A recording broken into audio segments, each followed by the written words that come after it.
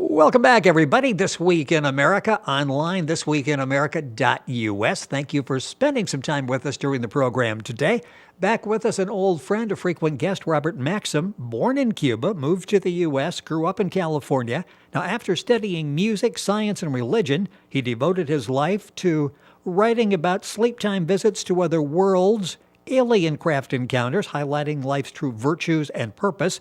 In 2014, he published the first in a series of 5 legacy episodes, The Search for Love, followed by The Unholy Menace. His books have earned industry acclaim, making frequent appearances in news, radio, book fairs, conventions all across the country, and he's back with us to take your questions on today's program. Robert, welcome back to the program. It is always a pleasure to have you. Thank you for having me on board. I'm so excited. We got to get started right away. We have so many questions that came in from the radio, from iTunes, from Google Play, from YouTube as well, a video there. If you go to the website, thisweekinamerica.us, you can link on and go to the archives and listen and watch all of our programs with Robert. And got a bunch to get through, a long program today. It's going to go by quickly, but a little longer, so we have more time to get to your questions. This first one, let's jump into it right away. I enjoy listening to your broadcast. Then again, I also enjoy fiction. Great stories, but that's all they are, stories. Can't believe anyone really buys this as truth. He basically thinks we're a science fiction program that we're talking about here. Robert, how do you say to somebody who's I would put in the skeptic category? Well, I'm glad the listener enjoyed the book, and more is coming. But they are more than just a story. Legacy is indeed a sci-fi novel, but it's based on a true story whose details are both autobiographical as well as scientific. I chose to write Legacy as a parable in order to be able to describe universal law and behavior. But the concepts, the visions, and the people in the story are very real, and they are confirmed by other people. I personally don't like pseudoscience, not one bit. I am a scientist, or staying within my own safety net. I always like to expand and learn more, but that means I have to confirm. An example of extraordinary pseudoscientists in my book are the flat earthers. And I'll use them, no due insult here. I'll use them as an example. Yes. In spite of NASA and amateur high atmospheric photography, including that of little kids have sent balloons up there with cameras just to see how you see things from up there. In spite of that, flatters insist that the Earth is flat. That's hard to believe. But people will stubbornly stick to the strangest beliefs, even with evidence knocking right at their door. So try looking at Legacy's references, and you'll see just what's there. I'd like to give you a little story, though. My dad was born in a humble Cuban fishing village. He once told me, way back then, when the first radio showed up in the early 20s, he was basically 10 years old at the time. People did not believe that the voice traveled through the air and dropped into the radio. They thought it was all a hoax, and inside of this radio box, which back then almost looked as big as a refrigerator. Oh, yes. It was a little guy crammed inside the radio box. And some went as far as to tear it apart, looking for that little guy. Wow. They had a club on his hand. I'm going to show you how, don't mess with me. Yes, exactly. They wondered at first why anyone really bought the voice over air concept as truth. But seeing is believing. Now, I review many testimonials and videos every day, and I must say, along with what the listener said, there are many hoaxes and stories that are lacking evidence. So he's got a good point. So yes, do proceed with caution. Always ask for the Carfax, but don't dump what could be the greatest truth you ever came across just because you think it's a story. I'd love to talk to this listener about this. And other listeners, feel free to get in touch with me. That invitation goes out to all listeners. Don't be shy. Do reach out. Whether your intent is pleasant or not, I am not offended. And there I are will several always ways. treat people with respect. Well, yes, you do. And when people have questions that are somewhat antagonistic, you always deal with them, as you did that comment, in a very professional way. You can reach out to Robert. His website is rgaetan, rgaetan.com. You can also use the website unariansunited.com. And our website, thisweekinamerica.us, there's a comments there. You can direct that to me, and I will forward that on to Robert. That's where we get most of the questions for the program. And if you ask specifically to get a hold of Robert, I'll be happy to pass that along. And it's interesting, and you always talk about that. It comes back to the Carfax. Don't accept something without looking into it. And you'll find, and I know this in doing years worth of programs with Robert, that you back up everything. If you go to the website, rgaetan.com, you've got a whole scientific tab there. So it's not just you're saying things you can't back up. You've got things because you're skeptical. When you hear these things, you need to confirm them right before you go out there and follow them yourself and talk to other people about that. That's right. Always say no to pseudoscience. Make sure you have the Carfax. That keeps coming back to that. Check it out, and you'll get some good information. Here comes another letter, and interesting email. Reincarnation is New Age crap. Forgive my language, but I'm sick of people falling for this lie of Satan. I've spent my life in a Bible-based church, and it's clear what the Bible teaches. I refer you to Job 16:22 and Job 14:10 through 12. Honestly, I believe you will be punished for encouraging belief in these false teachings. Please stop. So many things to talk about there. Go ahead and jump in, pick it up wherever you want. It's your question. Oh, gosh, what's wrong with this poor soul? God's presence. God's presence is known and measured by the amount of confirmed truth and the holiness of that person's behavior, not noise and accusations. The old saying that when you point a finger, you have one pointing towards a person, but you have three coming back. Oh, yeah, exactly. And don't forget about the thumb. Whenever you accuse anyone, you have that thumb going up, and that's putting God on the spot for your lack of good behavior. No one has the right to tell others what to believe, much less to go out and start cursing people. Well, what's so Christian about that? And besides, last time I checked, this was still America, I hope. Yes. So ironically, in those Job chapters 14 and 16, Job was begging to die and never to return back to this planet because of people like this. That's what he means by death. Not ever waking up the body down here again. He was complaining about people that act like this, and that's why he just wanted to die and not return. You have to read the whole chapter or verses around the verse to know this. If you just concentrate on one verse, you can make of it anything, okay? Yes. So something the listener apparently did not do. With all due respect now, did Jesus ever get sick of his brothers? Did he ever misrepresent Scripture? Did he follow a church or a man instead of God? Did he judge? Did he behave menacingly like this? I don't think so. Attacking others or their beliefs is a sign that the individual has not conquered the self, or much less learned God's true teachings.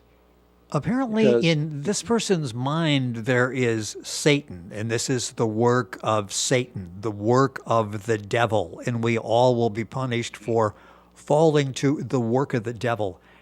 Is there a Satan? Is there a devil, do you think? Inside there is, outside no. Okay. People have to understand the meaning of that word, the accuser, the liar. So, hey, if I started accusing, what does that make me? I take I take it that this poor soul didn't care to review any of the facts that I've presented over time. Of course not. Otherwise, it would show. I have to get into the subject of pulpits, unfortunately, because today they spout, a lot of what I call congested words. Only we have the truth. We have the complete message.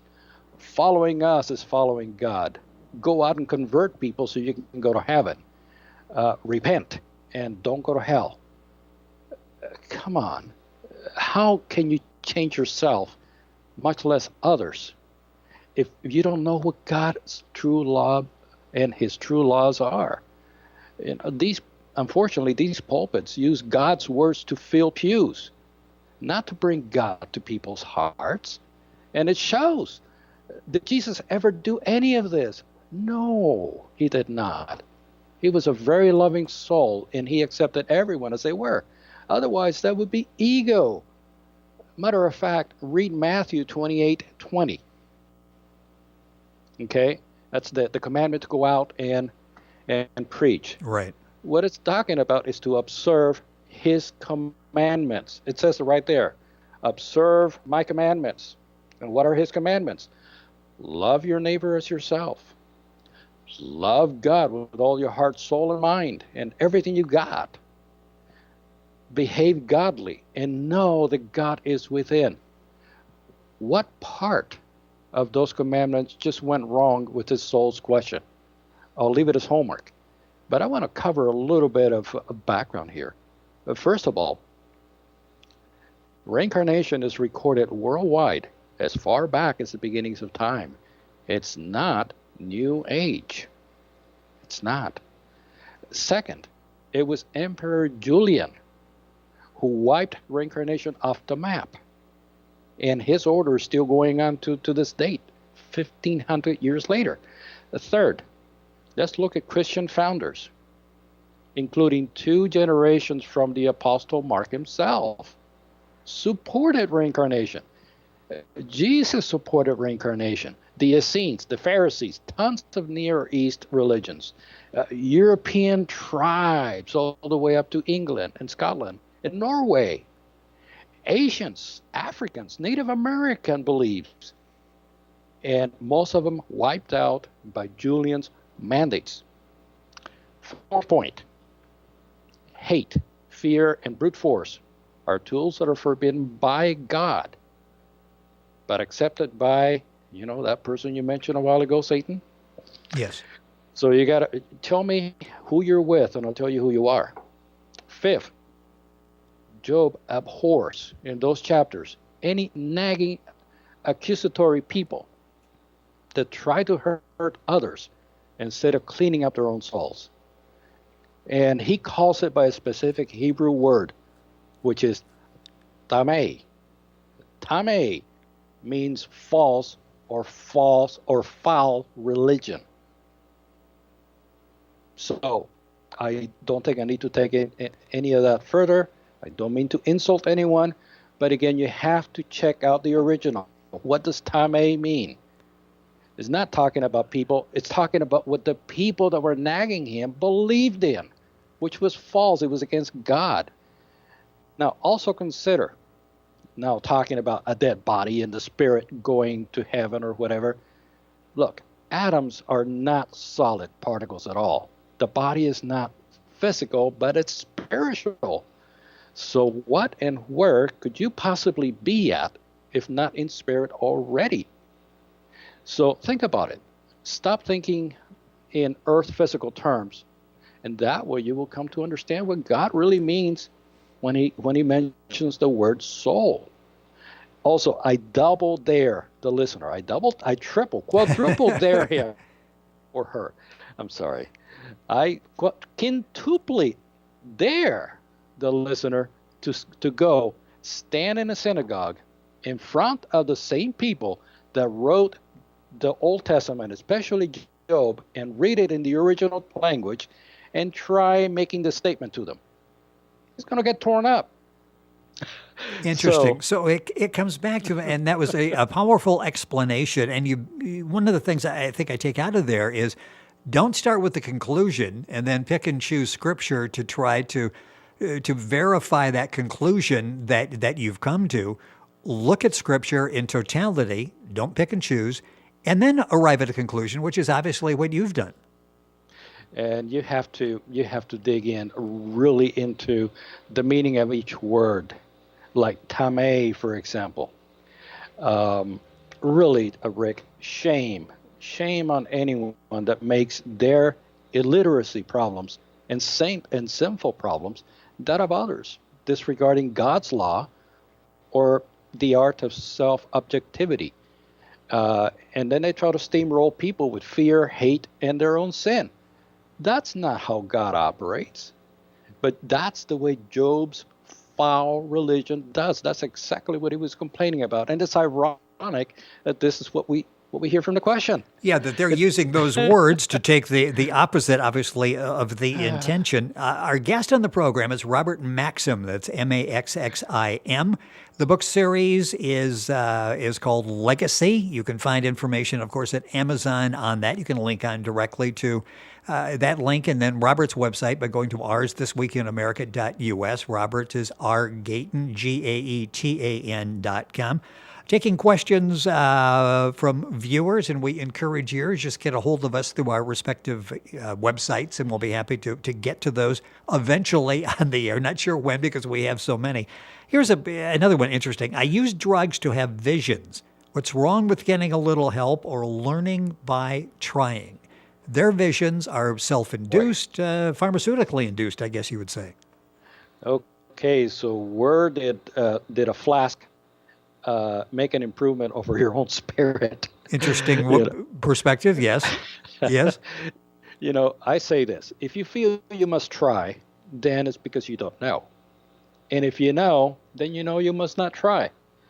So a person apparently doesn't know what drugs are, what visions are, or even what the mission of learning is. Drugs, number one, are a crutch.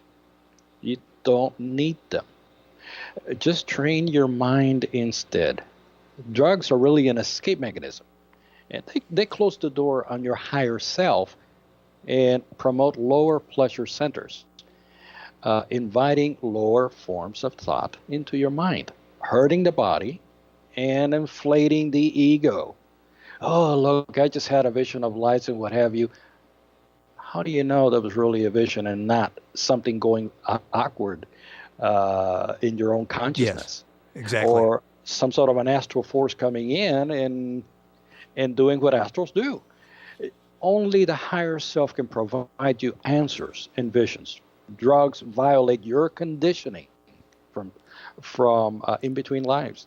Even hypnosis and some forms of meditation, I'm not saying all of them, but some can block the higher self because it should be the loudest voice in you. You should not shut that voice up.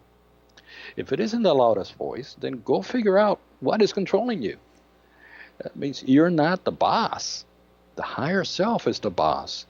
And objectifying is the key to listening to the higher self and getting visions when you are ready for them and supposed to.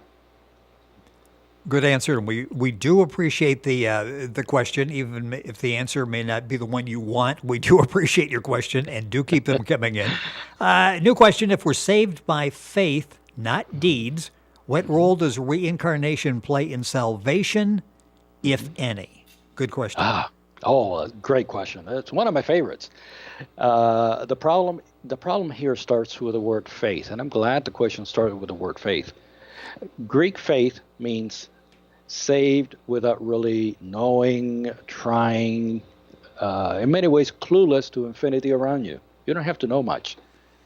That's not how God works. God is all about knowledge and understanding. True faith is devotion to and respect for God and universal law because you have learned them. Obviously, if you care for your environment, it will care back for you.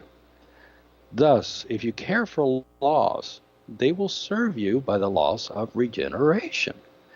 Reincarnation provides that mechanism to master that principle. Deeds are personal actions that serve as evolutionary lessons that are carried out by acquired knowledge and change in each particular lifetime. With faith being an understanding, not a lack of understanding, and deeds being life's homework. Reincarnation is that cyclic process to learn from both. I hope that helps. Yes. And again, Robert Maxxim, our guest, answering your questions. And if you hear an answer and you want a little further elaboration on that, you can email back and Robert will be happy to talk with you, or express your thoughts in an email and we will do a follow-up on a future program. Email, why does mainstream Christianity still strongly deny reincarnation? It is supported in numerous places in the Old and New Testaments. So we still come back to this battle, Christianity and reincarnation. Why do mainstream Christianity groups still, in many cases, deny reincarnation? Oh, the listener is spot on. It goes back to Julian, 1,500 years ago, and even a little bit further, 1,700 years ago, to Constantine, the search for and destruction of the local religions in the area. Those religions were based on reincarnation, and they had to destroy them. They had to take over. Now, people take the easy route, really, by trusting other people's words, another man's word, rather than doing the research themselves, original manuscript, the proof. While people have the right to follow their own path and take the easy path if they want to, and I respect that, if they only knew the level of cover-up and alteration that went into these translations over time, and I'm trying to be very nice and very respectful here, changes were significant, people, and they continue to happen to date in an endless downward spiral of reinterpretation and retranslations that contort the original message beyond recognition. Just listen to the question we had a few minutes ago. Yes. That's a result of that. It's not teaching what God really wanted you to learn. So don't go purchase belief from strangers. Go get it yourself. I just wrote a research website page called Reincarnation. I think you were referring to it a few minutes ago, Rick. Reincarnation, the evidence. It's under the science tab, and it will answer this question fairly well. I suggest people go look at it, and it will cut down a lot of personal research time. One thing that I dug up is back in 2009, 24% of Christians believed in reincarnation. 24%.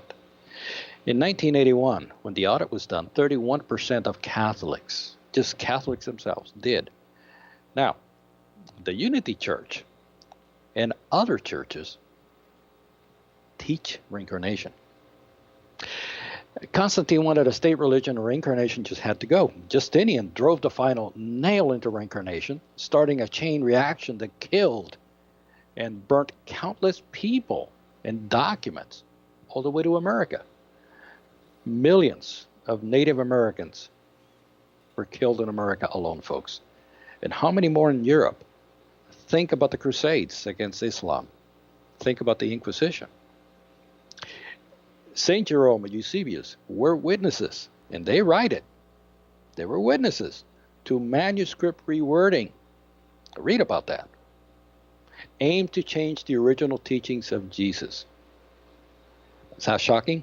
Yeah, it was taking a minute to let that absorb and play it back in my mind and make sure I heard that correctly. This is some of the great information you'll find at the website. And again, research is the key to so much.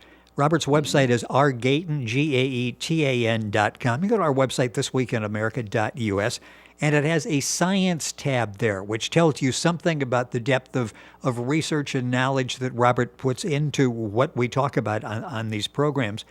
A question from a listener, and we've talked about this before, I mentioned it in the beginning. You said your vision started when you were a child. Is it common for children to receive these visions? Oh, but of course, that's what we mostly see when we're young, visions. Until we get exposed to the make believe wrap of our world, like stories, television, cell phones, games, not to mention worldly infliction. By then, we've been retooled, retuned to only see what surrounds us. So definitely, the time to receive visions in its clearest state is when we're children, before we're contaminated. A child, we often think, does have visions of their world, their perspective. And when they say to an adult, basically talking about a vision they have, there's probably a tendency on the part of adults to go, that's just a vivid imagination because he's 6 years old and that's what minds do when you're 6 years old. What do you do as a parent to maybe take that a step further, see if in fact there was a vision, and to encourage that? Well, we need to be open with our children. We need to make sure that they have everything they need to trust and to self-analyze themselves. That is critical because we all have dreams also, and dreams can be misleading. So we have to learn to differ between what could be a random dream, which does happen and it's influenced by daily activities. But then you have the past that does come in, and it gives you information on past lives. Many children, myself included, I had a lot of past recalls just walking down the street when I was little, especially when I was 4. I had all sorts of them. There are children that perform instruments at a very early age. I'm talking 2, 3 years old. Yes. Where did they get that from? Don't hamper it. My parents tried to hamper that ability when I was little. I said, you're too small to express musically. They had this belief that boys should not play piano. That's not manly of them. And they hampered that for many years. So there you have it. It's really the parent and the world that puts the lid on the visionary capability of children. And we should take every precaution not to do that. Let's not be responsible for that soul's evolutionary problems by doing that. So listen to the child. Just don't discount a very vivid imagination, or they saw something on television a couple of weeks ago and they're reliving that in their minds. Listen, interpret, and go from there. Robert Maxxim, our guest on the program. Information, and I keep mentioning that, so if you're just joining us, you'll know who we're talking to, Maxxim. Go to the website, gaetan.com, Gaetan.com, UnariansUnited.com, another excellent website. And you can link both of those by going to our website. Question, and this is interesting, and back to the religious theme we started the program on today. Do you believe that heaven and hell actually exist? Oh, absolutely. I think this world fits hell's description rather nicely. Oh, yeah. I think that at times, yes, exactly. Well, all kidding aside, yes, there are celestial kingdoms that are heavenly and lower astral planes that are hellish. So guess you could call them heaven and hell. You sure can. Could we end up going to hell? I mean, do you buy that if you live a life like you're not supposed to, that you could end up spending eternity? I guess not, because you'd come back as somebody else. So, interesting. Do you actually go to hell, or do you come back as another person?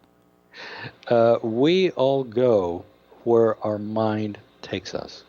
So you cannot be in a place that you do not accept or understand. So, yeah, definitely when you pass from this life, and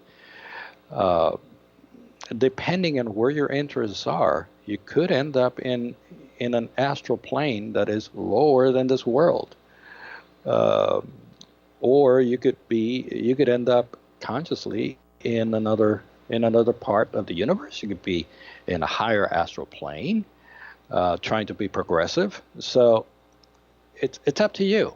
It's up to you whether you are progressively spiritually minded or if you're regressive. So taste of your own medicine after you pass.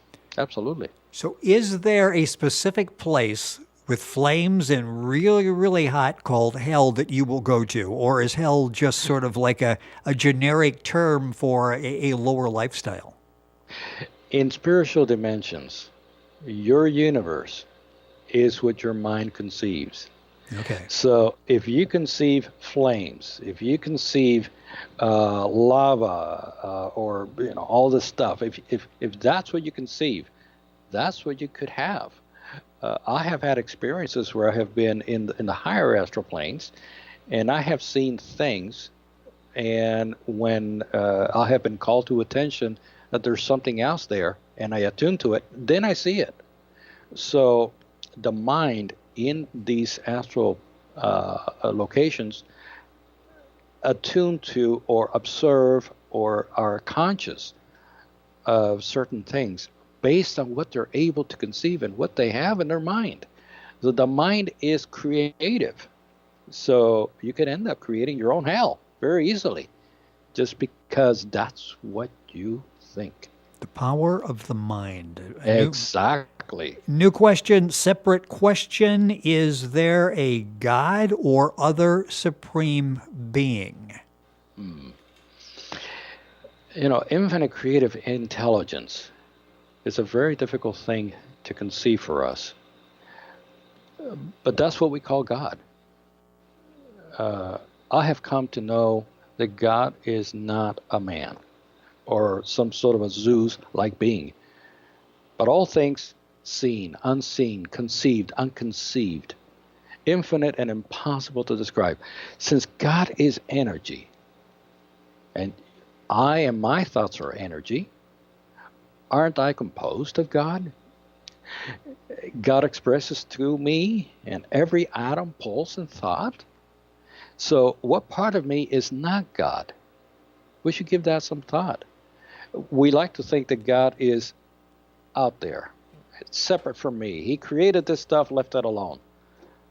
No. Everything, including the letter Beit in Hebrew. That letter signifies the footstool of creation, which came from God himself, and God occupies. And even though God has all of this creation under him and with him and by him, he prefers to live in the temple of our souls, to progress us and to give us that intelligent spark so that we join with him. That is the beauty of the understanding of the Hebrew alphabet. And just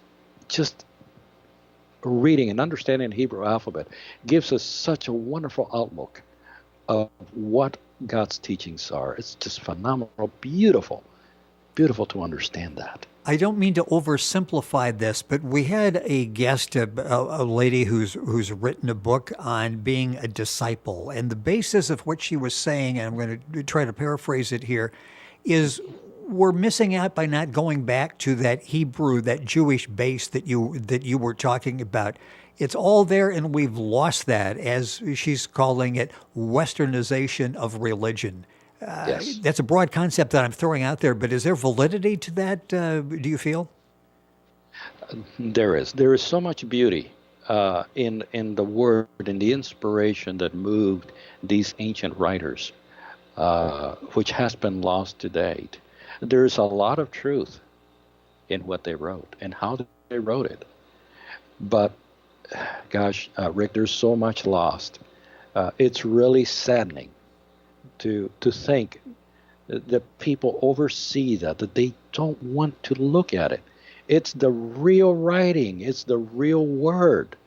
Why not look at it? Once you read it, you're just going to be in complete awe. You're gonna see, I was shown this, I was taught this, but this is really what it means. What a difference. Wow. Now I feel that I'm really alive. Now I really feel that I'm living for the first time in my life. And the more you read, the more you understand, the more you say, boy, I thought I knew everything. This is so wonderful, so beautiful, so expansive, so godly, so humbling. That, people, that is what we're missing. We have to get back to the source. And even from that source, go beyond, because there are so many things that were written on the side that are so phenomenally scientific. It boggles the mind. So we're better off getting the original word rather than something that's been interpreted 5,723 times and Plus or minus diluted 5. through the years. Yeah. Yes, it's and again, I respect all beliefs. I respect what people choose, what people love and don't love. Like I said, your mind makes your existence. So if this is not for you, well, absolutely. I'm not here to convert anyone. That is against spiritual law. But I am here to represent what God, what the infinite, what the creative mind has inspired me with and proven to me over the years.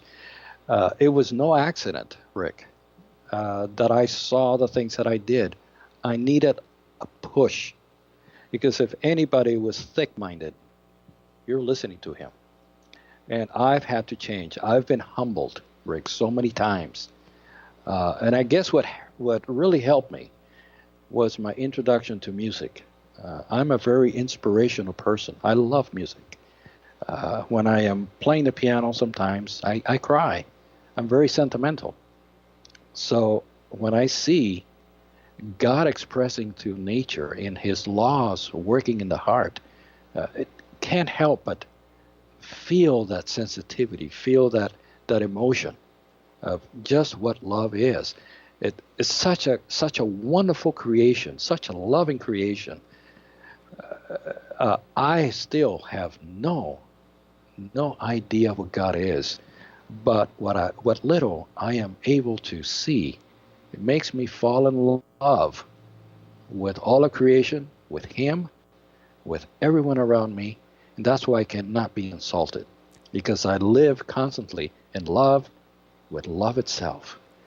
All of Nothing else matters. The principles that you talk about so eloquently here on the program, you'll find in Legacy. It is the principles we're talking about in a very entertaining form, a science fiction format type of genre, as we were talking about earlier. Legacy, the books are now available. You'll find them at Amazon, at Robert's website, rgaetan, GAETAN.com.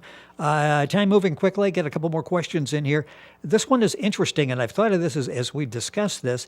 Is a near-death experience similar to a visit? Well, it can be. I've had 2 NDEs where I honestly didn't make it into the light tunnel, but in visions, I did cross the tunnel and came to different planes of existence. And those were actual visits. So I guess in an NDE or a near-death experience, you're actually bolted out of your physical conscious environment, and you go somewhere. But in a vision, you're not forced out. You're actually transferred. So they're similar. Yes, they are similar, but not the same thing. When you hear people that have had the near-death experience, many say it changed their lives. Was that the intent of the near-death experience? Well, not always. Not always. A death experience is not necessarily planned, but it can teach you a lot of things. They sure taught me a lot. It was perhaps one of the things that confirmed many of the other experiences I had seen. I mean, looking at in my NDEs, looking at beings that were flames, literally look like flames, and be able to experience that, experience their intelligence, their benign nature. During those experiences, I was brought back to my other visions where I sensed the same thing. So there can be a lot of lessons learned from that, indeed. Robert Maxxim with us on This Week in America. Our website, thisweekinamerica.us. You can go to either of our websites and fill in the comment section, email. It'll come back to us, and we'll take your question on one of our programs. What is the difference between reincarnation and resurrection? Haven't had that before. That's interesting. That's a good question. That's a we good throw those question. terms out Yeah. there. What is the difference? Well, resurrection means coming back alive in the same body for the most part, or taking possession of someone else's body, like an astral force. Reincarnation is the legitimate assumption of a new body Okay. that your higher self helps you build from the ovum all the way up. So you and only you can inhabit and experience this dimensional plane, much like the movie Avatar, where this guy's mind was put into that blue person, and something similar to that. Although, by the same token, sometimes we allow other astral forces to come and take over our body, and we call that possession. But that's because we allow it. So you have been reincarnated, but you've not been resurrected. That there is a difference. There's a difference. Although when I had my 8 NDEs and I came back, I was literally dead. So that counts as a Now, resurrection. that's interesting because you would put that in the resurrection category. So you could have been reincarnated and resurrected over the course of time. That's interesting. We thank the listener for that question. What are That's a your good question. What are your thoughts? It is, and it gets into the two, and sometimes people will interchange those terms. What are your thoughts on spiritism? Do you believe the spirit evolves through incarnations? If I remember right, Spiritism is 19th century Christian philosophy, and I'm trying to remember Allan Kardec. Allan Kardec teaches reincarnation after death. Some associate Spiritism with witchcraft, for example, voodoo, spirit manifestations, or contact. I don't get into these lower forms of expression at all, but I follow instead the mission that the higher self assigned, and that is to ask nothing of no one and give everything to everyone else. Such as the mastery pathway is spiritual evolution to incarnations. So Spiritism is actually teaching that there is reincarnation after death. You go up, then you come down, go up and come down. But what's important is to remember not to invite any other force into that reincarnation process except yourself, and keep your mind on the fact that this is evolutionary. That was not really made that clear in Spiritism. A couple minutes left in the program. I want to get to a couple more questions here, and I think we'll be able to. Does the way a person live their lives determine their next existence? Do they get a better existence if good, or, for example, come back as an animal if bad? A couple of elements to that. I'll let you jump in. Sometimes I walk down the street and I see people that, instead of being in a body, they should be in an animal body. But, Yes. like I said before, where your mind resides, so you are. Exactly. But, intelligence is not retroactive because energy cannot be destroyed. Just like you learn calculus and can't forget it overnight, eventually you could, but not all of it. You can't discard intelligence and de-evolve into an animal, in a snap. You have to do a lot of backwardness to evolve, say, into a lower human form. But it'd be tough getting there. I mean, you really have to want to destroy yourself. Okay, well, that's interesting because you're saying it is possible, it's achievable, but you really have to work at it to come back in lower human form. Yeah, and going from human to dog, I just don't really see that happening. Exactly. Okay. I think you've answered that question, and we'll close with this. And this should be simple, and it's something I hear so often and see in many of the questions. Is the cycle of rebirth endless? Are we on a loop where we reincarnate over and over again? Seems that way, but not really. We are we are reborn to evolve our lower nature in this and other worlds, and then continue existence in spiritual realms. So it's up to each of us how long we want to be down here. And like I was told back in Atlantis, this is back, like about 24,000 years ago, in a I document this in Legacy, by the way, in a very heated way because I was very stubborn. I should have left this planet a long time ago, but I just keep coming back because I've failed to really work at myself, see myself, work at it, and start doing progressive things. Stop being selfish, for example. So for me, I've been on this planet for over 127,000 years, and it's all of my doing. Hopefully, this time around, I've done my time. I hope so. If not, then I guess I'm still coming back until I hit the nail. Well, we are unfortunately out of time. Interesting questions. In fact, interesting answer. A lot of interesting questions on the program today. Very simple to get in touch with us. Robert's website and Robert Maxxim, Maxxim. His website is rgaetan, GAETAN.com. It's the Legacy series, information available on his website, also at Amazon.com. If you go to our website, thisweekinamerica.us, you'll be able to link on directly to Robert's website. He will be back with us in a couple of weeks, and we will be continuing to take questions. Got a bunch more here, and we'd love to have yours. Go to his website, go to our website, place there for comments. Just plug in your question, get it to us. If you'd like to talk with Robert, we'll pass along that message to him as well. Robert, a fascinating program today. A lot of great information out there. And I know you're always sort of drained after we get done picking your mind here and getting answers to these questions. So excellent job. Thank you so much for being with us once again. My pleasure, and blessings to everyone. And we will have Robert back very soon. And again, keep your questions coming. Thisweekinamerica.us, or Robert's website, rgaetan, GAETAN.com. Information also at unariansunited.com. You're listening to This Week in America, online, as I say, thisweekinamerica.us. And we're back after these messages. Don't go away.